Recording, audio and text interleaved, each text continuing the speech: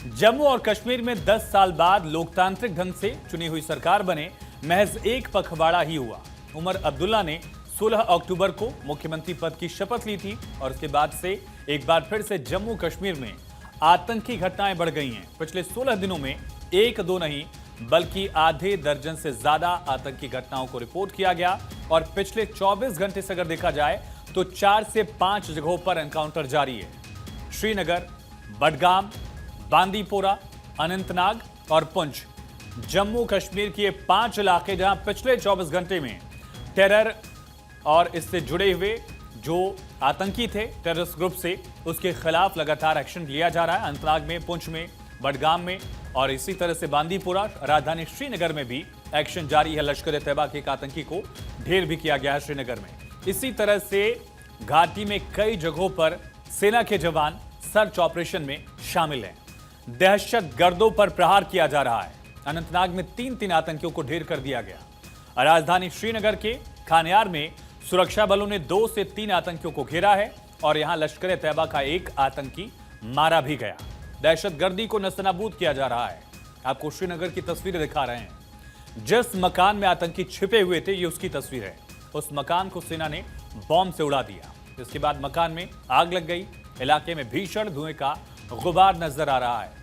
सेना वही कर रही है जो कोई भी भारतीय चाहता है, आतंकवादियों को मुंहतोड़ जवाब देना और खाक में मिला देना। इस ऑपरेशन में सेना के कई जवान घायल हुए हैं। 4 जवान घायल हुए, उनका इलाज जारी है। सेना के इस ऑपरेशन में एक आतंकी ढेर भी हुआ है और सूत्रों के मुताबिक इस मुठभेड़ में कुछ मिलिटेंट्स, कुछ आतंकियों के छुपे होने की संभावना है। यही वजह कि पूरा इलाका जो है वहां पर सेना के जवानों ने घेराबंदी कर ली है। और श्रीनगर के खानियार में ये रिहायशी इलाका है, आबादी वाला इलाका है जहां लोग रहते हैं, घर मकान सब बना हुआ है। इसी वजह से सुरक्षा बलों की कोशिश है कोलेटरल डैमेज को कम किया जाए, यानी टेररिस्ट और सेना के जवानों में जब मुठभेड़ हो उससे आसपास किसी और को नुकसान न पहुंचे। आबादी वाला इलाका है, रिहायश है, लोग रह रहे हैं, घर है, इस वजह से आसपास के लोगों को कोई नुकसान ना हो, कोलेटरल डैमेज जो है वो कम से कम हो, ये प्रायोरिटी है सेना की। इसके नतीजे में ऑपरेशन में वक्त ज्यादा लग रहा है। धीरे धीरे सेना के जवान बहुत रणनीति के साथ, प्लानिंग के साथ कदम आगे बढ़ा रहे हैं, तमाम पहलुओं को ध्यान में रखते हुए कि जिस आतंकी को वो घेरे हुए हैं उसके आसपास कुछ घर भी हैं। जो तस्वीरें आप देख रहे हैं, इस घर में बॉम्ब विस्फोट किया गया, आर्मी ने टारगेट किया और आग यहां से जलती हुई दिखी, धुएं का गुबार दिखा। लेकिन आसपास भी तस्वीरों को अगर आप देख रहे हैं, देखिए कई सारे मकान आपको आसपास दिखेंगे। रिहायशी इलाका है, लोग रहते हैं, आबादी वाला इलाका है। इसी वजह से सेना के सामने चुनौती है कि आतंकियों को खत्म करना है, लेकिन आसपास के किसी भी शख्स को, किसी भी घर को नुकसान कम से कम पहुंचे, ये कोशिश है। आसपास के घरों को खाली भी करा लिया गया। इससे पहले खानियार में ही, राजधानी श्रीनगर के खानियार में ही छिपे आतंकियों को सरेंडर करने के लिए कहा गया था। उनसे कहा गया कि हथियार डालो, बाहर आओ हाथ उठाकर, लेकिन उनकी तरफ से गोलीबारी कर दी। जब गोलीबारी हुई तो जवानों ने घेरा और इलाके में सर्च ऑपरेशन जारी है। ये जहां ऑपरेशन जारी है वहां काफी भीड़ भाड़ वाला इलाका है, रिहायशी इलाका है और जम्मू कश्मीर में आतंकियों का सफाया करने के लिए लगातार ऑपरेशन चल रहे हैं। आतंकी आए दिन घुसपैठ की कोशिश करते हैं और आतंकी वारदात को अंजाम देने की जुगत में रहते हैं। हाल के दिनों में आपने देखा होगा कि किस तरह से टारगेट किलिंग के मामले भी सामने आने लगे। कल भी 2 गैर कश्मीरियों को आतंकियों ने टारगेट किया था। इससे पहले 7 लोगों की जान ले ली थी, जिसमें टनल में काम कर रहे मजदूरों को भी टारगेट किया गया था। और यही वजह है कि इनसे निपटने के लिए, इन आतंकियों को माकूल जवाब देने के लिए सुरक्षा बल हमेशा मुस्तैद रह रहे हैं। जम्मू कश्मीर में 5 जगहों पर ऑपरेशन चल रहा है। 5 जगहों पर, श्रीनगर, राजधानी में कई जगहों पर ऑपरेशन चल रहे हैं। अनंतनाग का शांगस लारनू इलाका है, वहां पर भी एनकाउंटर जारी है। मुठभेड़ में 3 आतंकियों को सेना ने ढेर कर दिया है और अनंतनाग में मारे गए आतंकियों में से एक पाकिस्तानी बताया गया है, जो कि उम्मीद के मुताबिक ही था। पाकिस्तान का सीधा हाथ जम्मू कश्मीर में इन टेरर आउटफिट्स के लिए और इस टेररिस्ट मामलों को लेकर अगर देखा जाए तो पाकिस्तान की शह रहती ही रहती है। देखिए तो उमर अब्दुल्ला के मुख्यमंत्री बनने के बाद आतंकी घटनाएं बढ़ी हैं, अचानक से इनमें एक तेजी आई है और दहशतगर्दी पर लगाम लगाने की कोशिश सरकार को करनी चाहिए। जम्मू कश्मीर सरकार को इसको लेकर प्रयास करने चाहिए कि दहशतगर्दी पर लगाम लगे। हालांकि कानून व्यवस्था का मामला और इस तरह के मामले जो है एलजी के पास हैं, सेना भी मोर्चा संभाले है, लेकिन नेशनल कॉन्फ्रेंस के अध्यक्ष और पूर्व मुख्यमंत्री फारूक अब्दुल्ला ने आतंकवाद को लेकर विवादित स्टेटमेंट दे दिया है, जिसके बाद बवाल मच गया है। पॉलिटिकली भी एक इश्यू बन चुका है। पहले ये सुनिए आप कि फारूक अब्दुल्ला ने कहा क्या है, फिर आपको आगे बताते हैं। इसकी तहकीकात होनी चाहिए। ये कैसे है कि हुकूमत आ गई है और ये हो रहा है। अगर वो पकड़े गए ना जो ये कर रहे हैं, पता लगेगा कौन कर रहा है।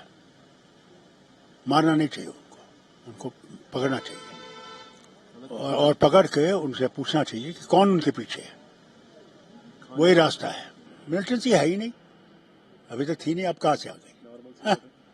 यहाँ तो नॉर्मल सी है, हर तरफ लोग आराम से जा रहे हैं, काम कर रहे हैं, सब ठीक है। फारूक अब्दुल्ला क्या चाहते हैं, ये शायद सिर्फ फारूक अब्दुल्ला को ही पता हो। ऐसा हम इसलिए कह रहे हैं क्योंकि फारूक अब्दुल्ला के स्टेटमेंट भी लगातार बदलते रहे हैं। आप चुनाव के पहले का वक्त याद करिए, यही फारूक अब्दुल्ला है, वो पैरवी कर रहे थे कि पाकिस्तान से बात करिए। उनका कहना यह था, तर्क ये था कि आप चीन से बात करें तो आप पाकिस्तान से भी बात करिए। कुछ दिन बाद अभी जो आतंकी हमला हुआ है, 16 तारीख को उमर अब्दुल्ला ने शपथ ली, उसके 3 से 4 दिन के अंदर आतंकी हमला हुआ, उसमें 6 से 7 लोग मारे गए। तब वही फारूक अब्दुल्ला कह रहे थे कि पाकिस्तान से बातचीत नहीं हो सकती। पाकिस्तान अगर हमारे लोगों को मारेगा तो हम पाकिस्तान से बात न करें, ये उनकी तरफ से कहा जा रहा था। 1 महीने में उनका स्टैंड बदल गया। अब फारूक अब्दुल्ला एक नया शिगुफा लेकर आए हैं, एक नया सुरताल छेड़ रहे हैं।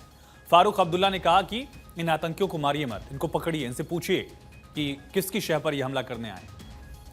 आतंकवाद किसकी शह पर जम्मू कश्मीर में फैल रहा है, जिस दुनिया जानती है कि पाकिस्तान का हाथ इसमें है। अब इनसे पूछना क्या है।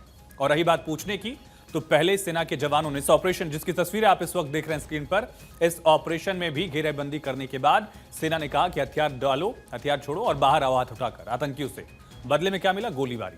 उधर से गोलीबारी हुई तो सेना ने भी मोर्चा संभाला। अब आप बताइए कि क्या आर्मी के पास ये ऑप्शन है कि उधर से गोलीबारी आती रहे और आर्मी इधर से कहे कि नहीं आइए आप सरेंडर कर दीजिए?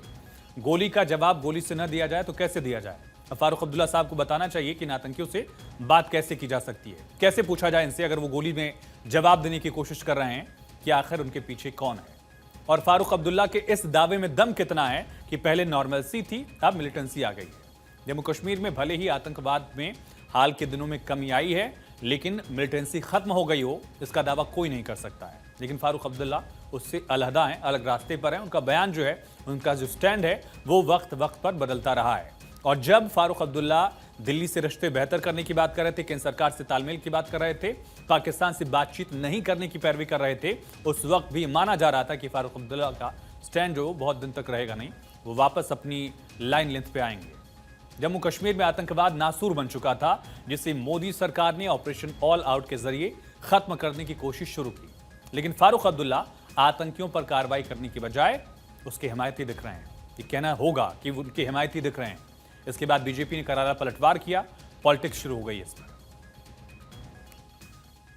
फारूक अब्दुल्ला साहब ने जो कहा है, मुझे लगता है कि यह इस बात का प्रमाण है कि अब उनको सत्ता में आके यह एहसास हो रहा है कि राष्ट्र विरोधी शक्तियों को किस गंभीरता और किस दृढ़ता के साथ डील करना चाहिए। यानी बहुत साफ है कि सत्ता के बाहर रह के बयान देना, उनके कई बयान बहुत आलोचना योग्य, गैर जिम्मेदाराना और राष्ट्र हित के विरुद्ध थे। मुझे लगता है अब पावर में आने के बाद उन्हें हो सकता है इस बात का एहसास हो रहा हो। गांव की कहावत है, रोपे बबूल तो आम कहां से हो। जब फारूक अब्दुल्ला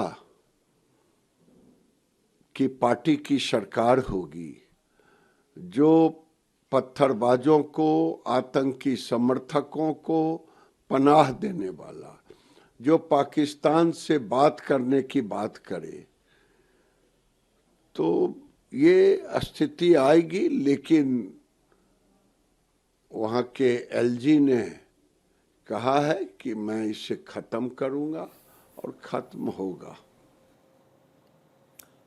फारूक अब्दुल्ला के ही बेटे उमर अब्दुल्ला ने 16 अक्टूबर को मुख्यमंत्री पद की शपथ ली थी। पिछले 17 दिनों में 1-2 नहीं बल्कि 6 से ज्यादा आतंकी घटनाएं हो चुकी हैं। कैसे? ये देखिए, 2 नवंबर का जो पूरा मामला आपको हम बता रहे हैं, श्रीनगर के खानियार में एक लश्कर ए तैयबा के कमांडर को ढेर किया गया। 2 नवंबर आज की तारीख में अनंतनाग में आतंकी हमला हुआ। 3 आतंकियों को उनकी सही जगह पहुंचा दिया गया, ढेर कर दिया गया। 1 नवंबर को बड़गाम के मागाम में टारगेट किलिंग हुई। 2 बाहरी मजदूरों को गोली मार दी गई जो गैर कश्मीरी थे, उनको टारगेट किया गया। 28 अक्टूबर का मामला देखिए, अखनूर में 3 आतंकी ढेर हुए, LOC के पास आतंकियों ने फायरिंग की थी।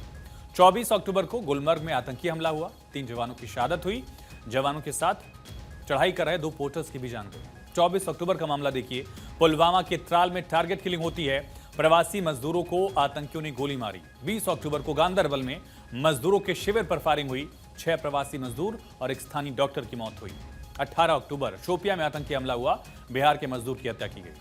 ये वो मामले हैं जब उमर अब्दुल्ला ने शपथ ली, उसके बाद से अब तक आज की तारीख में 16-17 दिन में 6-7 मामले सामने आ चुके हैं और लगभग 8-9 लोगों की जान गई है, जवान भी शहीद हुए हैं। चुनाव से पहले आतंकियों का निशाना, आप गौर करिए, जम्मू रीजन था और अब वापस जो है मिलिटेंसी, आतंकवाद कश्मीर रीजन पर फिर से दिख रहा है। पिछले कुछ दिनों से आतंकी हमले बढ़ गए हैं। इसके बाद कश्मीर में एक नए खतरे की घंटी बज रही है। सचेत रहने की जरूरत है क्योंकि सर्दी का मौसम शुरू हो रहा है। करगिल और द्रास में ऊंचे ऊंचे पहाड़ हैं और बर्फबारी की आड़ में आतंकी घुसपैठ की कोशिश कर सकते हैं। हालांकि जिस तरह से ऑपरेशन ऑल आउट सेना का जारी है, आतंकियों को ढेर किया जा रहा है, हो सकता है कि किसी नेता को अच्छा न लग रहा हो, लेकिन उनका अंजाम इन आतंकियों का वही हो रहा है जो होना चाहिए। माना जा रहा है कि जल्दी आतंकियों का सफाया भी हो जाएगा।